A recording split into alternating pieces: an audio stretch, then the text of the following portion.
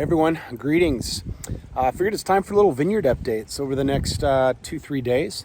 Going to make it to all our vineyards, both Leonetti, Figgins, and Toil, in both Oregon and Washington, and see everything and show you where we're at in the season. Been so busy, I haven't done one this year. So I'm standing in our Holy Roller Vineyard. This all goes into Leonetti. This happens to be Sangiovese, and things look awesome. We're into veraison, well into veraison. Flip this around so you can see. Things are coloring up really beautifully.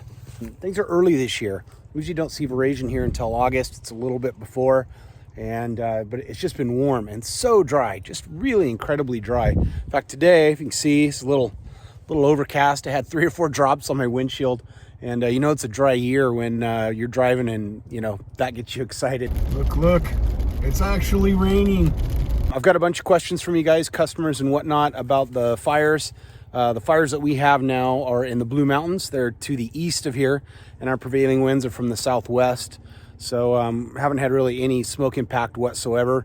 The smoke that we have seen has been way up high, and mostly actually coming from that huge jack fire down in southern Oregon. Hope they're making progress on that. So overall, it's been a great growing season. We had that heat wave that all of you who live in the Northwest know about back in June. That was unbelievable. We saw, actually, my hottest spot was this vineyard, had 118 degrees one afternoon.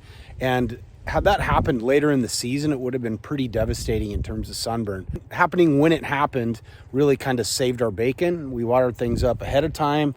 All we really saw was a tiny bit of leaf scald and no fruit sunburn, most importantly. So things look great. That's Holy Roller. I'm also going to check out our cab. And then we grow a little bit of Syrah from my buddy Greg Harrington over at Gramercy. Headed out to Seven Hills next. So Holy Roller, which I was just at, is down on the valley floor, just over there. And up here, Seven Hills now. So we came up from Holy Roller, which is about 900 feet. We're now at 1150. And then next stop, we'll be going up to Serapadachi, up on the hill over there, clear up at 1400. Talking about that heat wave, what it, I think, impacted the most was berry size. The berries in this vineyard block are incredibly small. We'll have cluster weights probably well below 1/4 pound a piece. So we have light, really light yields this year. Should be in a phenomenal year quality-wise because the berries are so small, but less of it. So it's always a trade-off. This is a block within the vineyard I call Goliath Gate, because it's these beautiful terraces, and like from the air they look like huge steps, like a giant would go up. Pretty neat, because it's virgin soil. It had never been farmed. It had only ever been grazed, and it was so steep that we had to put these terraces in just to be able to farm it. It's like a 35-degree slope. You can see behind me, it pretty much goes straight up. I was starting to see some veraison in here, especially in some of the more stressed out parts. So getting the bird nets out. Okay, so I just showed you the Goliath Gate terraces. Those are on a east-facing slope, so they don't get afternoon sun. And it's interesting, our other blocks, we call these A and F blocks, do north-facing. And interestingly, the wine styles coming off the two couldn't be more different.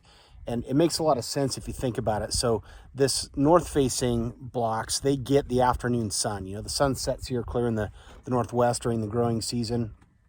Even into harvest, it's still, you know, pretty much straight west when it's setting. So it gets that warm afternoon heat, which makes really thick skins. The terraces that get more just morning sun and are protected in the afternoon don't have as thick of skins. Therefore, they're a little softer, less tannic, little lower acid. Sometimes it almost reminds me of stuff off the rocks, like our Holy Roller Vineyard. Much, much softer than these blocks, which are also more wind exposed. That's the other thing, which makes for thick skins too. So gonna go have a look at these blocks next. Come along.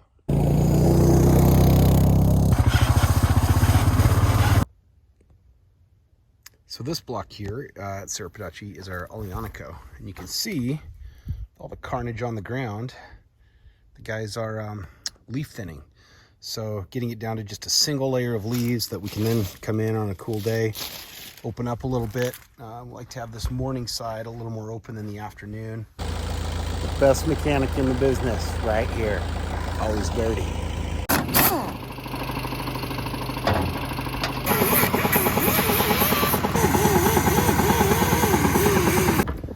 So my lovely daughter Reagan is helping us in the vineyards this year. Data collection, crop estimation, cluster weights. How's it going, hon?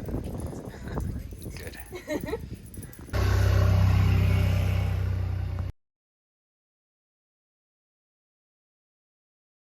Mill Creek Upland Vineyard now, and buddy of mine flies professionally helos, and these guys are Forest Service guys. They're using my vineyard for a little short haul practice, so he's going to come in, pick them on a long line, and fly them back to Walla Walla. Sounds pretty damn fun to me.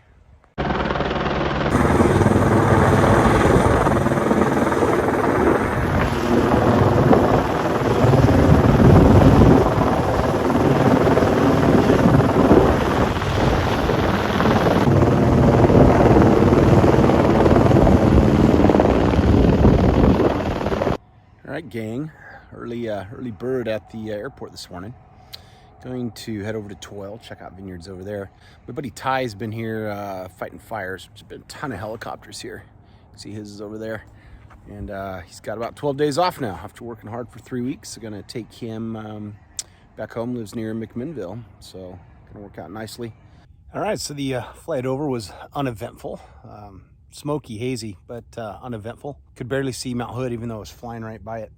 So since I landed in McMinnville, first stop is our Elton Vineyard. We actually purchased this fruit from the nice folks at Willamette Valley Vineyards.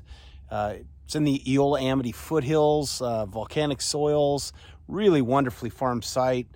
They're nice enough to let me have the pick of the litter here, and I couldn't be more pleased with how the fruit's looking this good.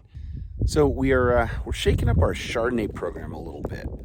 We're gonna go changing vineyards this year. I've been getting fruit out from the Coast Range, and I want to get a little bit better richness, ripeness into things. And it so happens I got a call from the neighbor, Hollis Vineyard, really nice family, and they've got the vineyard up above us. And at the very tippy top, I'm clear up here at 1,000 feet. So Toil's down below behind the trees over there. And up here at 1,000 feet where it's a lot cooler, you can see the Coast Range out there to the west. They got a little posted stamp of Chardonnay up here. Some Clone 95, so really excited to work with it. And it's cool, it just gets blasted by the wind up here. So stay tuned for a little richer, riper Chardonnay. Can't wait. Well, just about as I was to do a vineyard update at Toil, got a call at the lightning strike on the ranch. So boogied over here to Wallowa County, and sure enough, about 130 acre fire. Just a rodeo yesterday afternoon, last night, of tanker planes and helicopters and firefighters. Really thankful for all the efforts. Sometimes God smiles on you. It is positively dumping rain and hail right now. That's the Lazy F Fire Department right over there in all her glory. Got a prison crew out here now, mopping up. Got it contained, and yeah, thankful for them and all the hard work. But Toil was looking amazing, awesome actually. It's the only place we have decent yields. Starting to see some little bit of erosion just here and there, berry here, berry there. Not much compared to Elton Vineyard that I updated. So we'll get to Figgins and Upland tomorrow, have a look at those. But for now, just cleaning up, making sure things are safe. What a year 2021 shaping up to be. All right, everyone. Well, could not be more excited. If you've ever wondered what the basalt looks like underneath the vineyard, look no further. This is it. So this is, we're about 50 feet in the wine caves being built at Figgins. I'm just beyond excited to watch this process happen. I think I went in my first wine cave with my dad in the early 90s, mid 90s, and fell in love. Always knew I wanted a true dug cave under the vineyard. So thanks to all your guys' support. It's finally happening. Check it out. About 50 feet in so far. You can see out there the sunshine is where the actual winery will go, the production, the tank room, all that. The beautiful hospitality with views up. Got about 6,000 square feet to go, so it's a process, but loving it. And fortunately, we're getting some really nice stable ground now. We'll have a few surprises in here. Maybe everything won't be shotcreted. Stand by, it's gonna be a whole lot of fun.